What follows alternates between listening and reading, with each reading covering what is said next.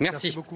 Ce chiffre maintenant, 81% des Français se disent aujourd'hui favorables à leur prise en charge médicale à leur domicile. Un constat à l'origine du lancement de la première journée nationale de la santé à domicile. Elle aura lieu demain. L'occasion pour nous d'un coup de projecteur sur les intérêts de cette médicalisation à la maison.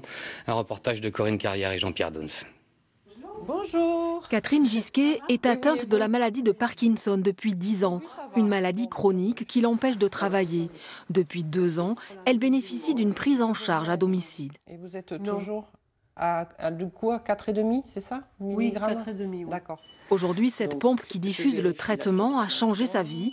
Avant, elle prenait jusqu'à 20 médicaments par jour, plus difficilement supportables. Je suis passée à 3 médicaments, donc le matin, quel bonheur quoi. Hein. À la pharmacie, ils se demandent pourquoi ils ne me voyaient plus.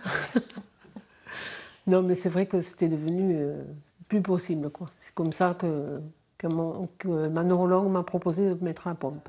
Muriel Darbas est infirmière et travaille pour un prestataire de santé à domicile. Elle accompagne Catherine dans son traitement. Des soins dont l'un des premiers enjeux est de donner de l'autonomie aux patients. Ça lui permet d'accepter mieux sa maladie, ça lui permet de garder un contact, une vie sociale, de continuer à vivre normalement et voilà, en essayant d'améliorer au mieux tous les symptômes de sa maladie. Cette plateforme gère les demandes des médecins et met en place le dispositif médical à domicile.